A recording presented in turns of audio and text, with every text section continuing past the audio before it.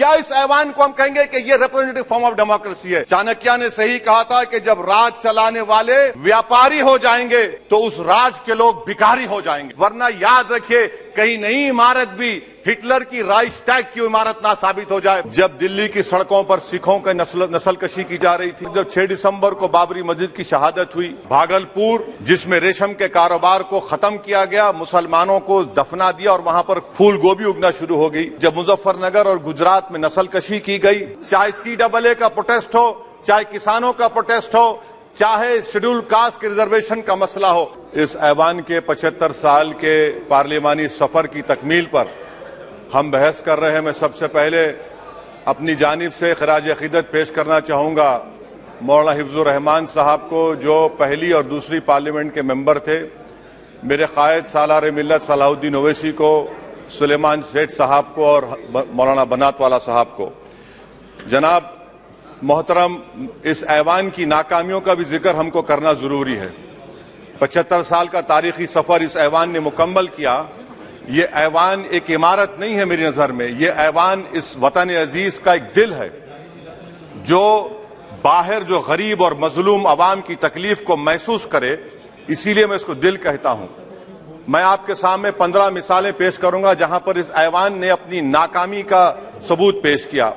एक उस वक्त जब दिल्ली की सड़कों पर सिखों की नस्लकशी की जा रही थी, एक उस वक्त जब 6 दिसंबर को बाबरी मस्जिद की शहादत हुई, आ रहा हूं, भागलपुर जिसमें रेशम के कारोबार को खत्म किया गया, मुसलमानों को दफना दिया और वहां पर फूल गोभी उगना शुरू हो गई।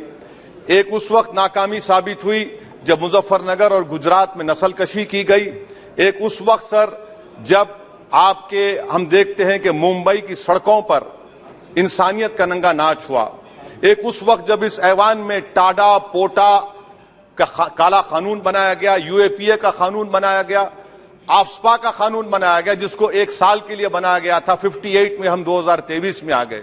एक उस वक्त नाकामी साबित हुई जनाब, जब हम देख रहे हैं कि आज ये जो दिल है, भारत का दिल है, हिंदुस्तान का, इंडिया का दिल है, आज गरीबों में, मजलूमों में, मुसलमानों में, कश्मीर की आवाम में, दलितों में, आदिवासियों में इस ऐवान की मोहब्बत और एतमाद खत्म हो रहा है, कम हो रहा है।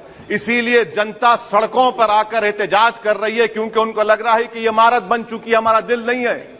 चाहे CAA का प्रोटेस्ट हो, चाहे किसानों का प्रोटेस्ट हो, चाहे शेड्यूल कास्ट के रिजर्वेशन का मसला हो। इसीलिए मैं आपके जरिए हम तमाम को मुतनब्बे करना चाह रहा हूं कि अगर हम रोडों पर इंसाफ करना जनता को अलाउ करेंगे, इस ऐवान को दिल नहीं रखेंगे, तो याद रखिए ये हमारी पार्लियामानी जमहूरियत के लिए बड़ा नुकसानदेह साबित होगा। और नुकसानदेह इसलिए भी होगा कि क्या हमको अपने ख्वाब गफलत से, अपनी जिम्मेदारियों से निभाने के लिए क्या भगत सिंह को आके बैठना पड़ेगा ऊपर कि देखो तुमने 75 साल में कैसा कानून बनाया और किसको कहां तक पहुंचा दिया? स्पीकर जनाब, इसीलिए मैं कह रहा हूं कि हम तमाम को अपनी जिम्मेदारियों को निभाना पड़ेगा। ये इमारतें ईंट से बनी हुई जरूर हैं, मगर ये इस इमारत में दिल है, इस इमारत को दिल के तौर पर बरकरार रखना पड़ेगा। स्पीकर सर, एक और मिसाल दे रहा हूं जहां पर इस ऐवान की नाकामी है। सर, अब तक लोकसभा के कितने 899 मेंबर कामयाब हुए। अब बताइए सर, पार्लियामेंट्री जमहूरियत में शराकतदारी की जमहूरियत है, रिप्रेजेंटेटिव फॉर्म ऑफ डेमोक्रेसी में 8,999 में कितने मुसलमान कामयाब हुए? कितने सर? 520, जबकि 1070 को इस ऐवान का मेंबर होना चाहिए था। कितना डिप्रीविएशन है सर? कितना डिप्रीविएशन है? 92% डिप्रीविएशन है। इस मौजूदा पार्लियामेंट में स्पीकर साहब सिर्फ 26 हैं, 14% मुसलमान और सिर्फ 4.8 उनका रिप्रेजेंटेशन है। बताइए, हम वोट डालने वाले बन गए, वोट लेने वाले नहीं बने। या तो हकीकत यह है कि आप वोट डालना नहीं चाहते उनको, आप सबको वोट डालेंगे, मगर जहां पर मुसलमान आएगा वो कामयाब नहीं होगा। बताइए, जब दिल में एक 14% आबादी की नुमाइंदगी नहीं होगी तो आप क्या फैसले करेंगे? क्या इस ऐवान को हम कहेंगे कि ये रिप्रेजेंटेटिव फॉर्म ऑफ डेमोक्रेसी है? स्पीकर साहब, मैं आपको एक और मिसाल देना चाह रहा हूं। बाबा साहेब अंबेडकर ने सही कहा था, अंग्रेज उस जमाने में पार्लियामेंट बुलाते थे टैक्स बढ़ाने के लिए। हम उसी रास्ते पर जा रहे हैं, हम उसी रास्ते पर जा रहे हैं। हम तो बाबा साहेब अंबेडकर को हमने सच साबित कर दिया। स्पीकर सर, आखिर में मैं आपको बताना चाहूंगा कि आज आप देखिए कि चाणक्य ने क्या कहा था। चाणक्य ने सही कहा था चाणक्य ने सही कहा था कि जब राज चलाने वाले व्यापारी हो जाएंगे तो उस राज के लोग भिखारी हो जाएंगे।